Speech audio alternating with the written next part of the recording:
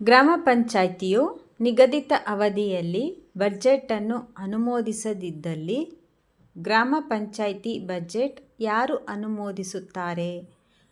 ಪಂಚಾಯಿತಿ ಅಭಿವೃದ್ಧಿ ಅಧಿಕಾರಿ ಕಳುಹಿಸಿದ ಬಜೆಟ್ ಪ್ರತಿಗೆ ಕಾರ್ಯನಿರ್ವಾಹಕ ಅಧಿಕಾರಿಗಳು ಅನುಮೋದನೆ ನೀಡುತ್ತಾರೆ.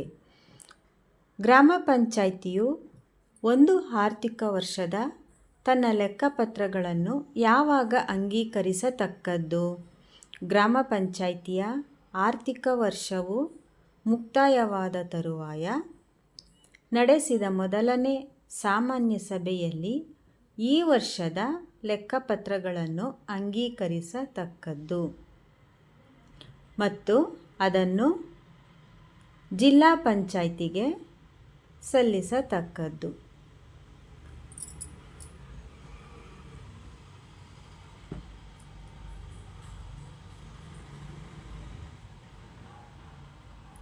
ಗ್ರಾಮ ಪಂಚಾಯಿತಿಗೆ ವಸೂಲಾತಿಯಾಗದ ತೆರಿಗೆಯನ್ನು ಭಾವಿಸಿದ ಎಷ್ಟು ಮೊತ್ತವನ್ನು ವಜಾ ಮಾಡುವ ಅಧಿಕಾರವಿದೆ?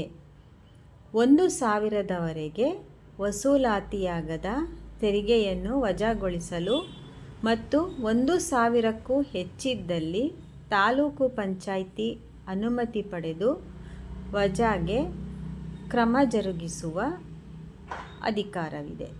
ಗ್ರಾಮ ಪಂಚಾಯಿತಿಗಳ ಲೆಕ್ಕ ತಪಾಸಣೆಯನ್ನು ಯಾರು ಕೈಗೊಳ್ಳುತ್ತಾರೆ? ರಾಜ್ಯ ಲೆಕ್ಕ ನಿಯಂತ್ರಕರು ಅಧಿಕಾರ ನೀಡಿದ ಅಧಿಕಾರಿಯು ಲೆಕ್ಕ ತಪಾಸಣೆ ಮಾಡುತ್ತಾರೆ. ಸಾಮಾನ್ಯವಾಗಿ ಸ್ಥಳೀಯ ಲೆಕ್ಕಪತ್ರ ವರ್ತುಲದಿಂದ ಲೆಕ್ಕ ಪರಿಶೋಧನೆ ಮಾಡಲಾಗುತ್ತದೆ.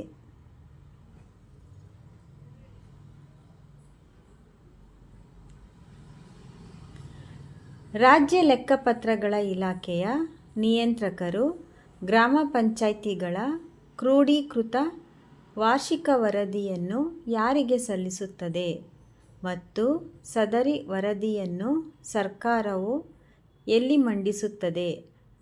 ರಾಜ್ಯ ಲೆಕ್ಕಪತ್ರಗಳ ಇಲಾಖೆಯ ನಿಯಂತ್ರಕರು ರಾಜ್ಯದ ಎಲ್ಲ ಗ್ರಾಮ ಪಂಚಾಯಿತಿಗಳ ಸಂಬಂಧದಲ್ಲಿ ಕ್ರೋಢೀಕೃತ ವಾರ್ಷಿಕ ವರದಿಯನ್ನು ಸರ್ಕಾರಕ್ಕೆ ಸಲ್ಲಿಸತಕ್ಕದ್ದು ಮತ್ತು ರಾಜ್ಯ ಸರ್ಕಾರವು ಅಂತಹ ವರದಿಯನ್ನು ರಾಜ್ಯ ವಿಧಾನಮಂಡಲದ ಉಭಯ ಸದನಗಳ ಮುಂದೆ ಮಂಡಿಸತಕ್ಕದ್ದು.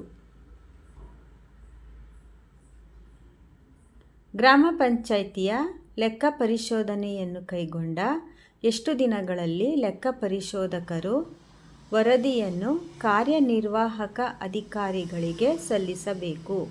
1 ತಿಂಗಳೊಳಗೆ ವರದಿಯನ್ನು ಸಲ್ಲಿಸಬೇಕು. ಪ್ರಕರಣ 267ರಂತೆ ರಚನೆಯಾಗುವ ಹಣಕಾಸು ಆಯೋಗವು ಎಷ್ಟು ಜನ ಸದಸ್ಯರನ್ನು ಒಳಗೊಂಡಿರುತ್ತದೆ?